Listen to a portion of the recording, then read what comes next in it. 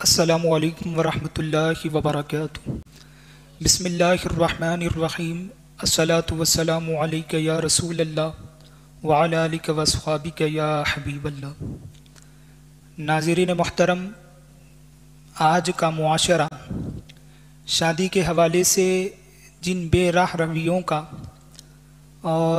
شکار ہے اور جن برائیوں میں مبتلا ہے، یہ بات کسی پر مخفی نہیں ہے۔ جبکہ اسلام نے ہمیں نکاح کا پاکیزہ اور ستھرا نظام عطا فرمایا، جو اچھے معاشرے اور سماج کے لیے تخم کی حیثیت رکھتا ہے، لیکن افسوس، صد افسوس، مسلمان نکاح کے حوالے سے اسلامی تعلیمات کو بالکل بھلا چکے، نسیم منسیہ کر چکے ہیں، اور خود ساختہ غیر شرعی رسومات، خرافات اور بدعات کو اپنے لیے طرۂ امتیاز سمجھنے لگ گئے ہیں، جس کے نتیجے میں نکاح مشکل سے مشکل تر ہو گیا اور زنا عام سے عام تر ہو گیا۔ ناظرین محترم، جبکہ نکاح شادی خانہ آبادی کا ذریعہ ہے، لیکن لوگوں نے اس کو بربادی کا عنوان بنا دیا۔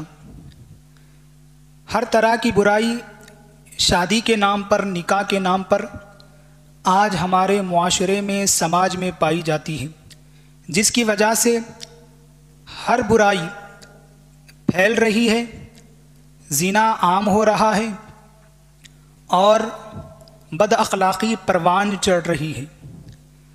ہم تمام مسلمانوں پر لازم ہے کہ ان برائیوں کا سد باب کرنے کے لیے، ان برائیوں کی روک تھام کرنے کے لیے اسلامی اصول کے مطابق، شریعت کے مطلوبہ طریقے کے مطابق نکاح کرنے کو عام کرے، اور احادیث شریفہ کی روشنی میں جو اصول حبیب پاک علیہ الصلاۃ والسلام نے نکاح کے حوالے سے، شادی کے حوالے سے ہمیں عطا فرمائے،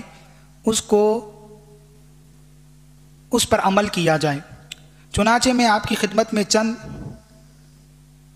اصول بیان کروں گا۔ حدیث پاک میں حبیب پاک علیہ الصلاۃ والسلام نے نکاح کے حوالے سے اپنی امت کو جو تعلیم عطا فرمائی، اس میں ایک تعلیم یہ ہے کہ نکاح کرنے میں تاخیر نہ کرے۔ حبیب پاک علیہ الصلاۃ والسلام کی عادت شریفہ تھی، جب کسی نوجوان سے ملاقات کرتے تو اس سے سب سے پہلا سوال یہ کرتے کہ آپ نے نکاح کر لیا ہے یا نہیں۔ اگر جواب نہ میں ہوتا تو حبیب پاک علیہ الصلاۃ والسلام نکاح کرنے کی ترغیب دیتے، اور جلد سے جلد نکاح کرنے کی ترغیب دیتے۔ حاضرین محترم، حدیث پاک میں نکاح کو آدھا دین کہا گیا، نکاح کو آدھا دین کہا گیا۔ اس حدیث پاک کی شرح میں علماء کہتے ہیں کیونکہ شیطان کا اصل مرکز پیٹ اور شرمگاہ ہے، جو نکاح کی وجہ سے شیطان کے لیے اس کے ذریعے حملہ کرنا مشکل ہو جاتا ہے، تو اسی وجہ سے نکاح کو آدھا دین قرار دیا گیا۔ حاضرین محترم، حبیب پاک علیہ الصلاۃ والسلام نے نکاح کے اصولوں میں، نکاح کے حوالے سے جو امت کو تعلیم دی کہ لڑکا بھی دیندار ہو اور لڑکی بھی دیندار ہو۔ چنانچہ حبیب پاک علیہ الصلاۃ والسلام نے ارشاد فرمایا، عورت سے 4 وجوہات کی وجہ سے نکاح کرنا چاہیے۔ 4 وجوہات کی وجہ سے نکاح کیا جاتا ہے۔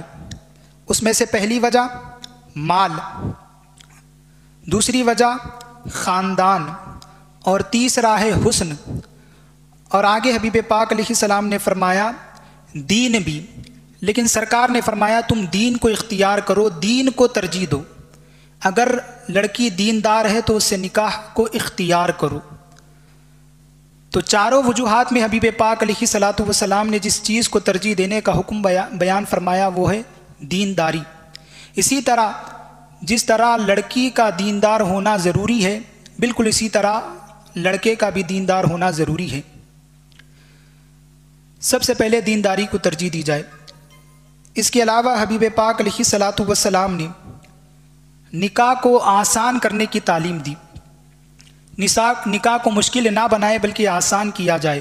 آج جہیز کے نام پر، غیر شرعی رسومات کے نام پر، تحفے تحائف کے نام پر، نیتوں کے نام پر نکاح کو اتنا مشکل کر دیا گیا ہے کہ آج کے دور میں نکاح کرنا مطلب ایک بہت بڑی بات ہے۔ عام لوگوں کے لیے مشکل سے مشکل تر ہو گیا نکاح کرنا۔ وجہ کیا ہے؟ بس غیر شرعی رسومات، خرافات اور بدعات ہیں، جس کی وجہ سے نکاح سے برکت بھی ختم ہوتے جا رہی ہے، اور یہی غیر شرعی اعمال آگے مستقبل میں جھگڑوں کی وجہ بھی بنتے ہیں، جس کی وجہ سے رشتے ٹوٹ جانے کی بھی نوبت آن پڑتی ہے۔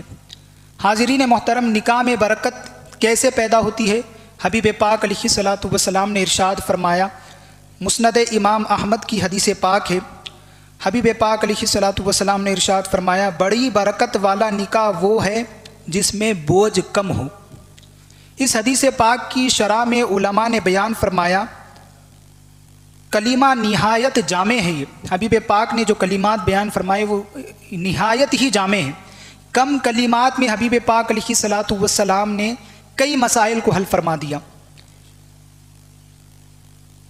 یعنی جس نکاح میں فریقین پر کم خرچ ہو، یعنی ان سے کم خرچ کروایا جائے۔ آگے بیان فرماتے ہیں، جہیز بھی بالکل معمولی ہو اور مہر بھی زیادہ نہ ہو، اور اسی طرح اس قدر نکاح پر خرچ نہ کیا جائے کہ فریقین میں سے کوئی ایک مقروض ہو جائے۔ حبیب پاک علیہ الصلوۃ والسلام نے چند کلمات میں نکاح کے حوالے سے ایسی تعلیم عطا فرمائی کہ اگر آج مسلمان اس پر عمل کر لے تو فریقین میں سے کوئی بھی مقروض نہیں ہوگا۔ ایسا جب نکاح کیا جائے گا جیسے سرکار نے تعلیم دی ہے، تو پھر نکاح میں برکتیں بھی ہوں گی، پھر نسلوں میں بھی برکتیں ہوں گی، رشتوں میں بھی برکتیں ہوں گی، محبتیں ہوں گی، الفتیں ہوں گی۔ اللہ تبارک و تعالی ہم تمام کو حبیب پاک صاحب لولاک صلی اللہ تعالی علیہ وآلہ وصحبہ وسلم کی تعلیمات پر عمل کرنے کی توفیق عطا فرمائے۔ وما علینا الا البلاغ المبین۔ والسلام علیکم ورحمۃ اللہ۔